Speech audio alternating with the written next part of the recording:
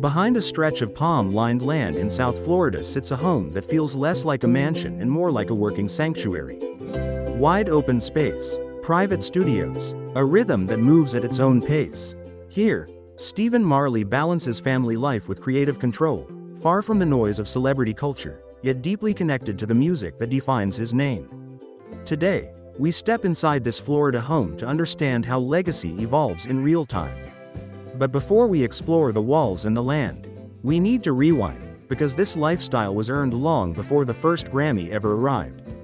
Born on April 20, 1972, in Wilmington, Delaware, Stephen Robert Nesta Marley entered the world carrying a name that already echoed across continents.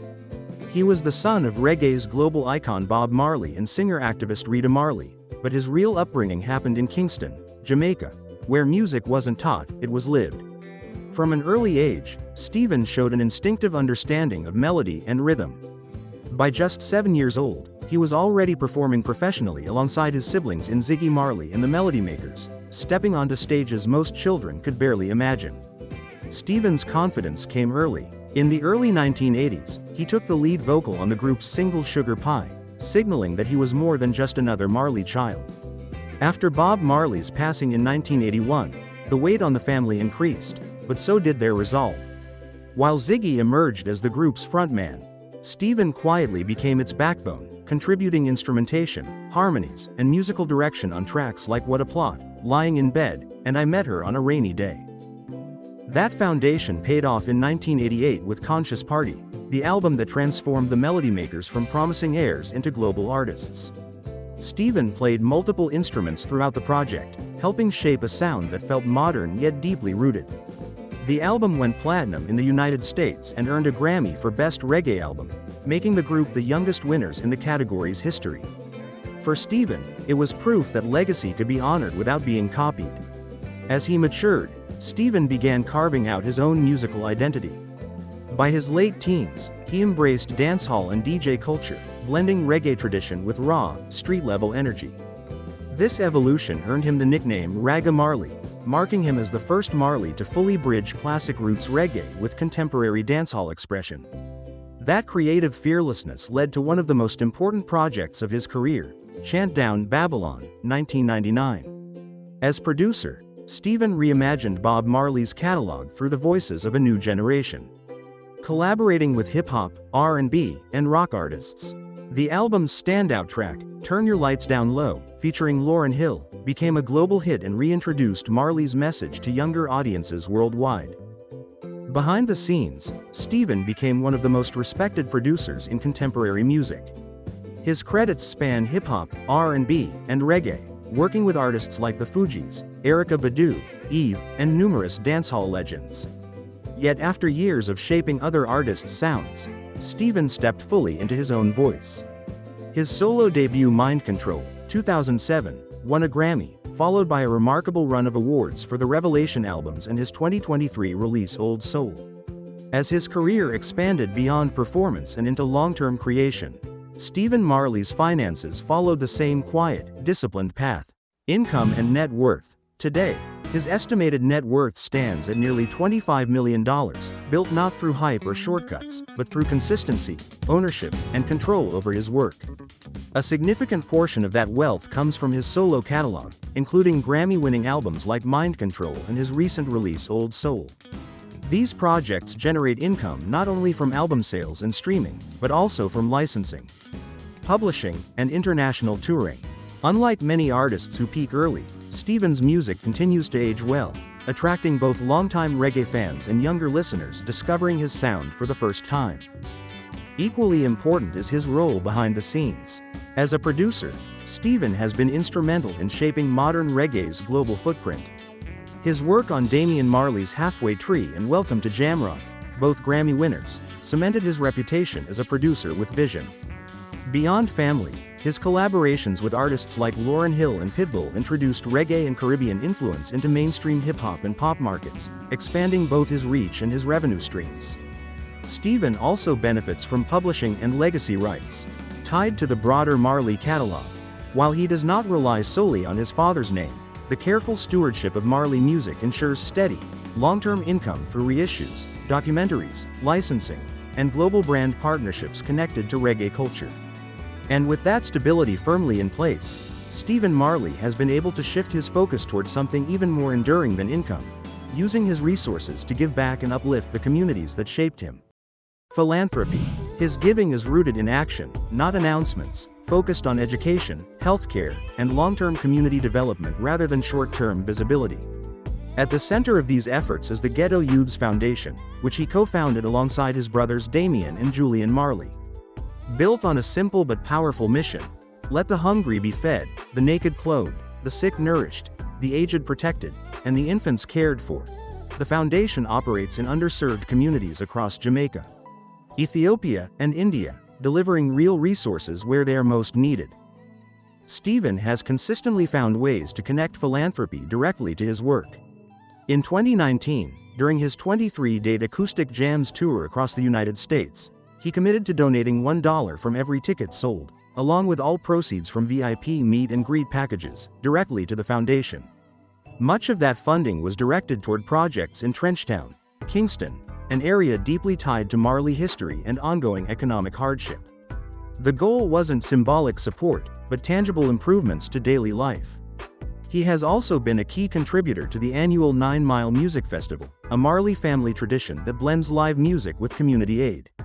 Over more than 2 decades, the festival has collected and distributed over 3 million canned goods to shelters and charities in South Florida and Jamaica, addressing food insecurity through collective action rather than charity alone. During the COVID-19 pandemic, Stephen joined family members in releasing a reimagined version of One Love, with proceeds benefiting UNICEF's Reimagine campaign. Supporting children affected by school closures and health crises worldwide, his advocacy also extends into social justice, where he has supported the Last Prisoner Project, lending his voice to efforts aimed at reforming nonviolent cannabis sentencing laws. In many ways, Stephen Marley's philanthropy mirrors his music: steady, intentional, and deeply human. And behind that commitment to service is a personal life shaped by family, loss, and the responsibility of carrying a legacy forward, bringing us into the quieter, more intimate side of who he is beyond the stage. Personal life. He married Kersha DeCosta Marley, and together they built a family that remained central to his identity, even as their relationship quietly shifted over time. Though the couple had been separated for many years, they never formally divorced, an arrangement that reflected Stephen's preference for discretion, stability, and respect over public explanation. That sense of grounding was tested profoundly in late 2022. On December 27, Stephen suffered one of the greatest losses any parent can face: the death of his eldest son, Joe Mersa Marley. Joe Mersa was found unconscious in his car in Miami-Dade County after what was reported to be a severe asthma attack and was pronounced dead at the scene. He was just 31 years old. A rising reggae voice in his own right, Joe Mersa represented the next generation of the Marley legacy, talented, thoughtful, and deeply connected to the family's musical roots. His passing sent shockwaves not only through the Marley family, but through the global reggae community. In the wake of that tragedy, Stephen remained characteristically quiet. There were no dramatic public statements, no prolonged media appearances. Instead, he leaned inward, toward family, faith, and music, as a way to process grief. That response spoke volumes about the man behind the artist, someone who believes healing is personal, not performative. Music continues to bind the Marley family together. Stephen's son Johan Marley, who closely resembles him both in appearance and vocal tone, has begun carving his own path. Johan made early waves collaborating on his brother's song Burn It Down, before releasing Goodbyes in November 2020, an emotionally charged track that resonated deeply in the years that followed. Stephen's daughter, Mystic Marley, also stepped into the creative world, releasing her debut single and video Beatdown in 2018, bringing her own voice and perspective to the family tradition. Through love, separation, and loss, Stephen Marley has remained anchored by family and purpose. He does not chase reinvention for attention, nor does he retreat entirely from the world. Instead, he builds spaces, emotional and physical, where healing, creativity, and togetherness can coexist. And it's within those carefully chosen spaces, particularly his Florida home, that Stephen Marley continues to balance legacy with life, offering a glimpse into how grounding and renewal shape the next chapter of his journey. House in Florida. In 2020, the 8-time Grammy winner quietly acquired a sprawling 5.6-acre estate for approximately $3.4 million, choosing land and privacy over flash and excess. This was not a celebrity impulse buy. It was a long-term move, carefully aligned with how he lives and works. The estate is actually a compound, made up of a main residence and 2 separate guest houses. Together, the 3 structures offer 7 bedrooms and 8 bathrooms, creating enough room for family, collaborators, visiting musicians, and extended stays without ever feeling crowded. Unlike tightly packed celebrity neighborhoods, this property spreads outward, not upward. At the heart of the estate is the main house, designed for both daily life and creative flow. Interiors are open and relaxed, built around natural light rather than dramatic decor. This is not a museum home, it's a working environment. A private home theater allows Marley to review footage, documentaries, and performances in complete isolation.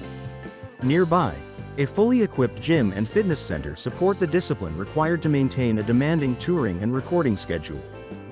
Outdoors, the property feels closer to a retreat than a mansion. A large swimming pool anchors the recreational space, paired with an outdoor kitchen designed for long afternoons and family gatherings.